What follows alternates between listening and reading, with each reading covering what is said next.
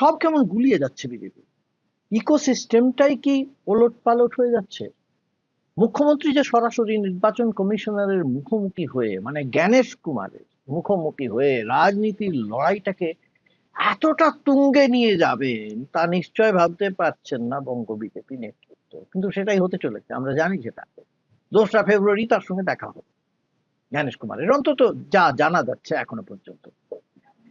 বিশেষ নিবিড় সংশোধন করে হিন্দু মুসলমান ন্যারেটিভে শান দিতে চেয়েছিল বিজেপি নেতৃত্ব, বিশেষ করে চেয়েছিলেন শুভেন্দু অধিকারী, বিরোধী দলনেতা। কিন্তু সে গুড়ে বালি। এই ব্যাখ্যাটা প্রথম থেকে করতে হবে, না হলে কিন্তু বোঝানো যাবে। নমস্কার, আমি গৌতম বন্দ্যোপাধ্যায়, আর আপনারা দেখছেন গৌতম ব্যানার্জি অফিসিয়াল। যারা আমার চ্যানেল দেখছেন তাদের কাছে আমার একটাই অনুরোধ, বারবার করি, যে আমার চ্যানেলটা সাবস্ক্রাইব করুন, কমেন্ট করুন, শেয়ার করুন। আর ওই যে নোটিফিকেশন আইকনটা আছে, বেলটা আছে, ওইটা আপনারা দয়া করে অন করে দেবেন। এই পশ্চিমবঙ্গে ভোটের আগে তীব্র হিন্দু মুসলমান ন্যারেটিভ গড়ে দিয়ে বঙ্গ বিজেপির প্রথম সারির নেতা, বিরোধী দলের নেতা শুভেন্দু অধিকারী কট্টর একটা হিন্দুত্ববাদী সত্তা নিজের মধ্যে স্থাপিত করেছিলেন।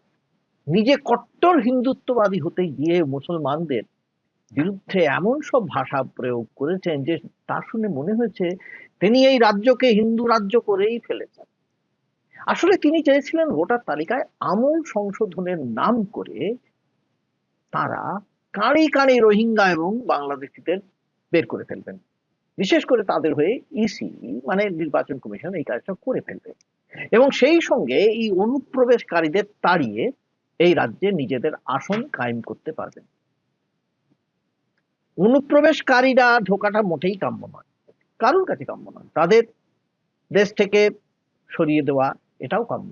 কিন্তু এই জন্য যদি আমাদের ভারতীয় মুসলমানরা, বাঙালি মুসলমানরা বারে বারে হেনস্থার মুখোমুখি হন, তাহলে কি হয়?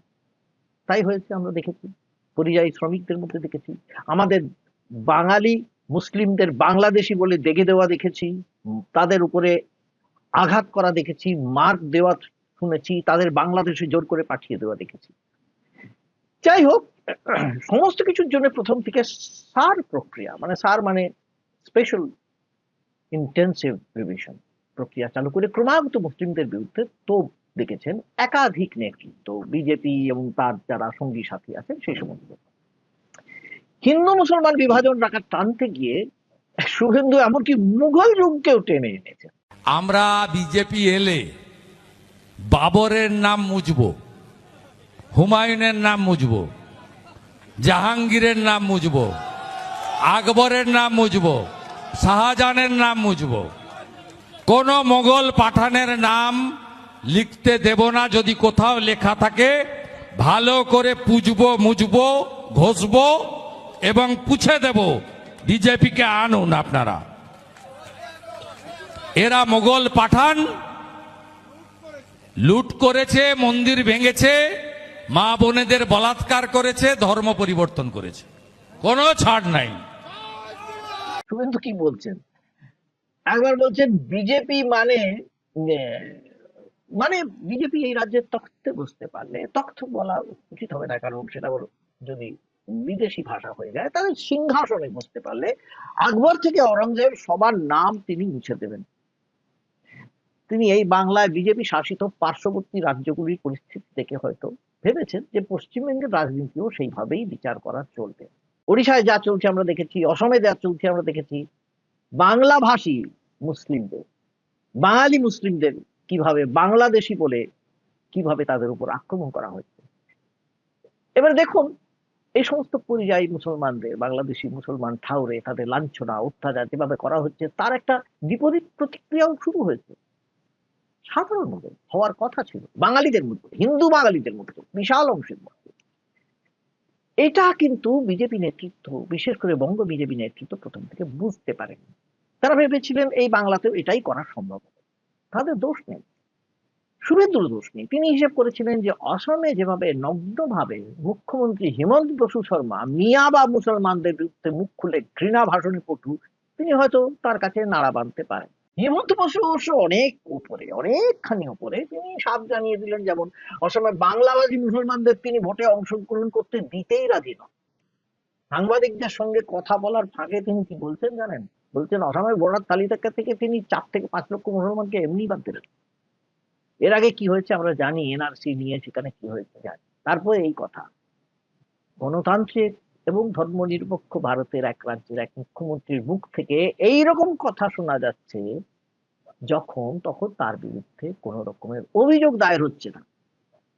যদি এটা বিরোধী কোনো নেতা এই কথা বলতেন, তাহলে তার বিরুদ্ধে মামলা হতো, তাকে জেলে ভরে দেওয়া হতো।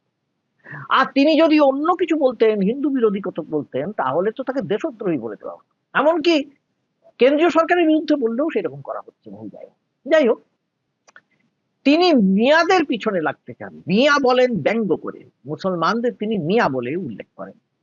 এবং তিনি কি বলছেন শুনুন, তার পরামর্শ কিরকম। বাঙালি মুসলমান রিক্সাওয়ালা যদি 5 টাকা চায়, তাহলে সেই রিক্সায় উঠে গিয়ে তাকে 4 টাকা দেবেন, দিয়ে ছেড়ে দেবেন, বলবেন আর দেব না। কি সাংঘাতিক কথা। যোনে যেনেকে পাৰে মিয়া কষ্ট দিয়ক না, আপুনিও দিয়ক না। ৰিক্সাত উঠিলে 5 টকা ভাড়া হলে 4 টকা দি দিব। তাহলে বুঝতে পারছেন কোন পর্যায়ে যাচ্ছে মানবিকতা।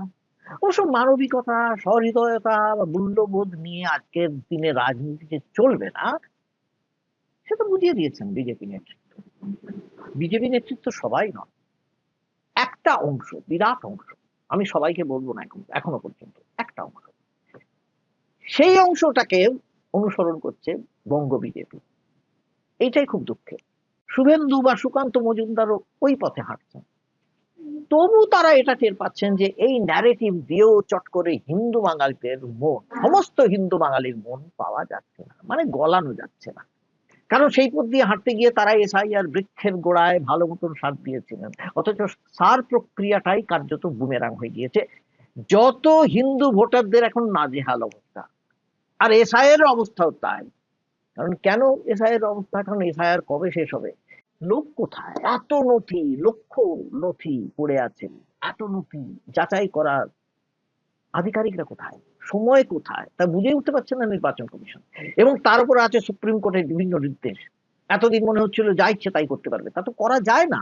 সুপ্রিম কোর্ট পরিষ্কার বলেছে, কোনো ক্ষমতা ভারতবর্ষের আনচ্যানেলড হয় না, মানে একেবারে যা ইচ্ছে তাই করে বেরিয়ে যাবো, তা হতে পারে না। ভারতবর্ষে চেকস এন্ড ব্যালেন্স আছে, সেটা প্রতিরোধ করা যায়। সুপ্রিম কোর্ট জানিয়ে দিয়েছে পরিষ্কার ভাবে, সাফ সূত্র জানিয়ে দিয়েছে। তাহলে আবার নতুন করে আবার নির্দেশিকা, আবার নতুন করে যাচাই নির্দেশ, এই বিরাট ঝামেলা। কবে শেষ হবে, কিভাবে শেষ হবে জানাই নেই নির্বাচন কমিশনের।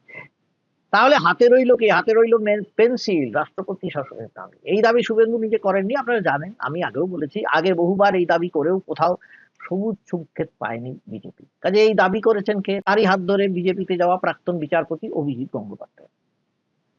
তিনি নিজের মনে বিচার করে বুঝেছেন যে হিন্দু মুসলমান ন্যারেটিভ দিয়ে বাংলার শাসন হস্তগত করা সম্ভব নয়। কাজে তার বক্তব্য এমন একটা কিছু দুর্নীতি নাকি ফাঁসল এই তৃণমূলের বিরুদ্ধে, যে এই রাজ্যে টানা বন্ধ রাখতে হবে, এবং তারপরেই হবে রাষ্ট্রপতি শাসন। কি দুর্নীতি ফাঁস হবে তিনি বলেন, তিনি ধোঁয়াশা রেখেছেন ভীষণ রকমের রহস্য। আরে বাবা, দুর্নীতি ফাঁস হলে তৃণমূলের যে কি বিপদ হতে পারে তাই তো আমার মাথায় ঢোকে না। দুর্নীতির পর তো দুর্নীতি প্রচুর হয়েছে, ফাঁস, অভিযোগ হয়েছে, মামলা হয়েছে, অনেকে জেলে গেছেন, শান্তি মন্ত্রী সবাই জেলে গেছেন, ফিরে এসেছেন। ইডি এখনো পর্যন্ত শেষ করতে পারেনি নারদা সারদা, আপনারা জানেন। তাছাড়াও যা চলছে বিভিন্ন ভাবে, আর কত দুর্নীতি কি ফাঁস হবে? টাকাই নেই, আর কোথায় বলবো। যাই হোক, তিনি মনে করছেন যে হবে, এবং তিনি এটাও মনে করছেন রাষ্ট্রপতি শাসন হবে। কিন্তু মুশকিল হলো কি, এখন যে শুভেন্দু, শ্রমিক, সুকান্তর অবস্থান তারও উপরে, সেটা হয়তো তিনি বুঝে উঠতে পারছেন না। তাই তিনি বলে ফেলছেন অনেক কথা। তিনি বিচারপতির মতন নিদান হেঁকে ফেলছেন মাঝে মাঝে। কিন্তু বিজেপির অন্দরমহলের খবরটা কি? কিছুদিন আগেই বিজেপির কেন্দ্রীয় বিজেপি নেতৃত্ব সুনীল বানসাল মারফত জানিয়ে দিয়েছেন যে এসব রাষ্ট্রপতি শাসনের দাবি জানিয়ে কিচ্ছু হবে না। মমতা বন্দ্যোপাধ্যায়ের সঙ্গে লড়তে হলে মাঠে নেমে খেলতে হবে। রাজ্য সভাপতি সমীর ভট্টাচার্যও নাকি এমন কথা অভিজিৎ বাবুকে জানিয়ে দিয়েছেন। এটাই তো জানা যাচ্ছে বিজেপির সূত্র। কাজে এই মুহূর্তে যদি নিবিড় সংশোধন প্রক্রিয়া করে লাভের চেয়ে লোকসান বেশি হয়ে যায়, আর রাষ্ট্রপতি শাসনের দাবিও নাকচ হয়ে যায়, তাহলে হিন্দু মুসলমান ন্যারেটিভ ছাড়া আর হাতে থাকছে কি? বিরোধী দলনেতাকে সেই কাজে মনোযোগ সহকারে করে যেতে হচ্ছে। কিন্তু যদি ভোটাররা জানতে চান বিজেপিকে ভোট দিয়ে শাসন ক্ষমতায় নিয়ে এলে এই রাজ্যের খেরোর খাতায় লাভের অঙ্ক কি হবে, কত জমা পড়বে, তার উত্তর কি বিজেপি দিতে পারবে? না, দিতে পারছে না, অথবা দিতে চাইছে না। তার উপরে গোদের উপরে বিষ ফোড়া কি এই বাংলায় বিজেপির প্রধান প্রতিপক্ষ তৃণমূল নেত্রী মমতা বন্দ্যোপাধ্যায়। তিনি আবার সাফ জানিয়ে দিয়েছেন শাসন ক্ষমতায়, মানে তার শাসন ক্ষমতায় কোনোদিন এই বিভাজন রেখা তিনি বাড়তে দেবেন না। তিনি যতই জগন্নাথ মন্দির করুন, দুর্গাঙ্গন করুন, মহাকাল মন্দির করুন, তিনি বলছেন হিন্দু মুসলমানের মধ্যে বিভাজন রেখা তিনি বাড়তে দেবেন না।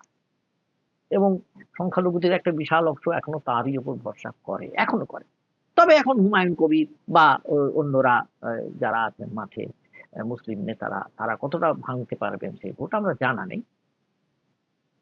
তবু সংখ্যালঘু ভোট তো আর বিজেপি পাবে না।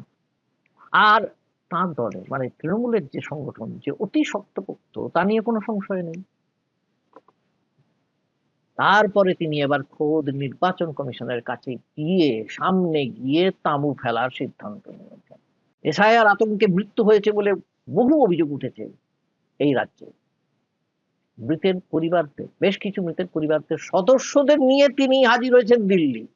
এর ফলে আর কিছু না হোক, এসআইআর আতঙ্কে যাদের রাতের ঘুম চলে গিয়েছে, তাদের কাছে দিদি অনেক বেশি কাছের মানুষ হয়ে যাবেন, তাতে কোনো সন্দেহ নেই। আর অন্যদিকে যে বিরোধীরা রয়েছে, যেমন কংগ্রেস বা সিপিএম, তারা আর এদিকে অন্য যে বিরোধীরা রয়েছে যেমন কংগ্রেস বা সিপিএম, তারা আজ যাই হোক বিজেপির সুরে সুর মেলাতে তো পারবে না। তবু করার কি, একটি অস্ত্র হিন্দু মুসলমান ন্যারেটিভ। কিন্তু একটাও এসকেপ রুট না রাখা বঙ্গ বিজেপি নেতৃত্বের রাজনৈতিক বোধ নিয়েই প্রশ্ন করে দিয়েছে।